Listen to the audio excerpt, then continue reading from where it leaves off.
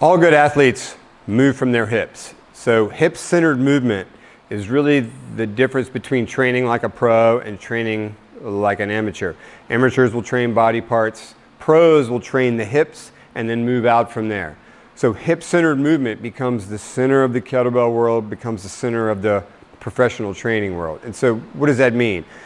You have the biggest bones and biggest muscles on your body are right around through here, and that's a big hint that these need to be involved in everything we do. So for instance, picking up off the ground, it's obvious to see the hips work. You know, whether it's here or here, the hips are working.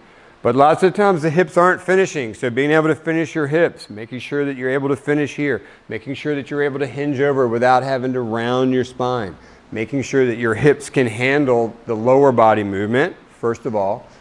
But second of all, when I'm doing things, say upstairs, if I'm driving or pressing this way, it's not just arm, I'm thinking drive with my hips. My hips are the scaffolding that I drive from. So being able to tense and lock these down to do an arm movement, you know, if I'm pressing overhead, I'm going to squeeze tight in my quads, butt, and stomach, and I'm going to drive off of this platform. If I'm doing a swing, it's real obvious that it's hip driven.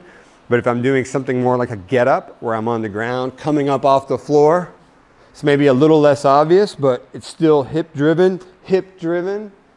When I come up to here, it's hip driven, and then I'm sitting into my hips, and I'm bringing my hips under me to come up. When I go back down, it's control it with my hips till my hand reaches the floor.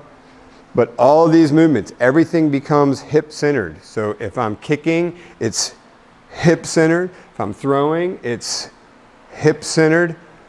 Hip-centered is the way to train like a pro, to get yourself strong, to get yourself able to do more and more things.